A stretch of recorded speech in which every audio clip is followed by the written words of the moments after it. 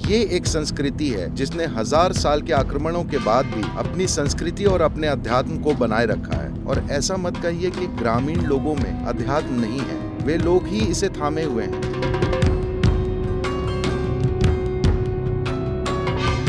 आमतौर पर लोग ये मानते हैं कि आध्यात्म अमीर इंसान के लिए है।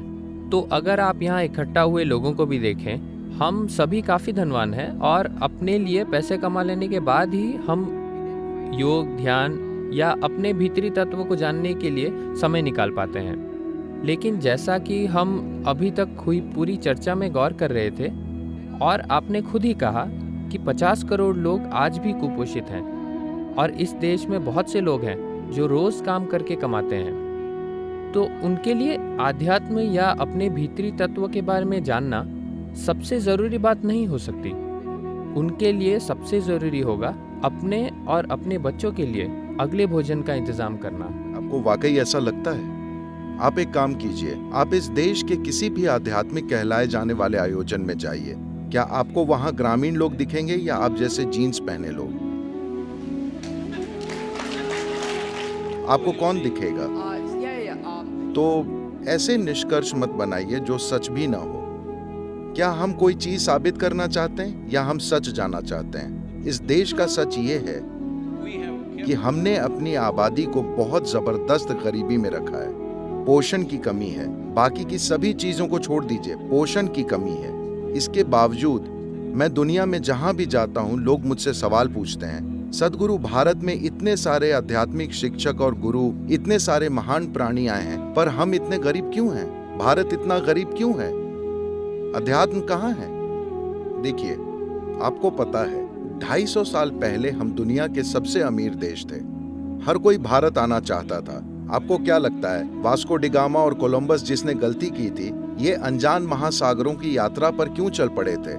और 100 से ज्यादा जल यात्राएं डूब गईं। उनके बारे में किसी ने कुछ नहीं लिखा, ठीक है? क्योंकि जो लोग सागर में डूब जाते हैं उनके बारे में कोई कुछ नहीं लिखता। तो यूरोप से हर कोई भारत क्यों आना चाहता था? क्योंकि ये सबसे अमीर देश था। 250 सालों में हम पूरे साफ हो गए।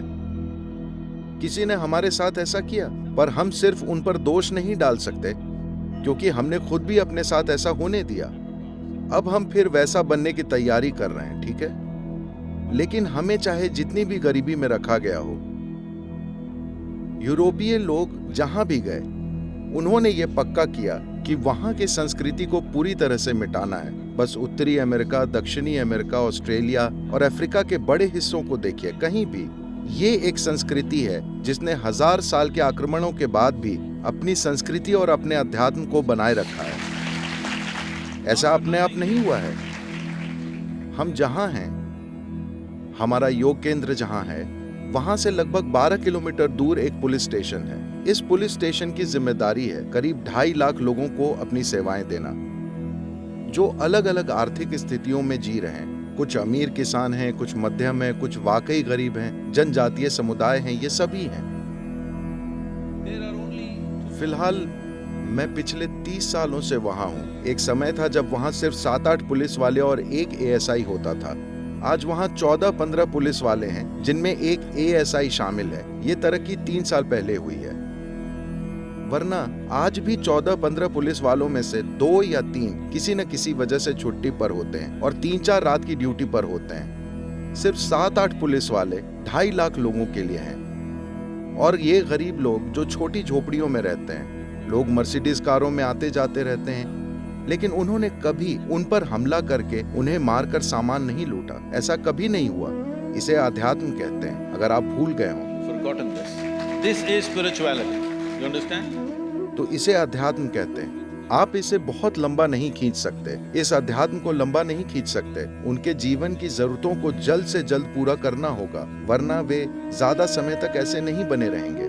लेकिन इसी आध्यात्मिक प्रक्रिया के कारण हम इतने बुरे बर्ताव के बावजूद एक देश के रूप में बच रहे हैं। और ऐसा मत कहिए कि ग्रामीण लोगों में अध्यात्म नहीं है, वे लोग ही इसे थामे हुए हैं। शहरी लोग इसे खोने लगे हैं, है ना?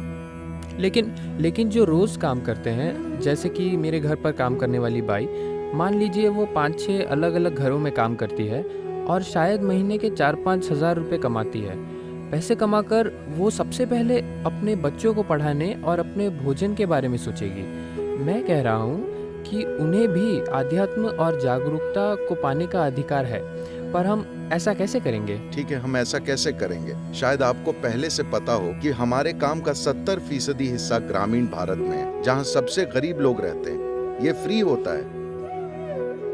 आप मेरे साथ तमिलनाडु में आइए, हम एक गांव में जाएंगे, पूरा गांव इकट्ठा हो जाएगा, पैसे या किसी और चीज के लिए नहीं, इसलिए क्योंकि वे जानते हैं कि बदलाव लाने के साधन मिलेंगे जिनका वे इस्तेमाल कर सकते हैं। तो शहरों में पैसे लगते हैं बस इसलिए क्योंकि आप एयर कंडीशन रूम चाहते हैं। अभी एयर कंडीशनर चल रहा है, चाहे मैं पैसे दूं, आप पैसे दें या कोई और पैसे दे, कोई ना कोई पैसे दे रहा है ना?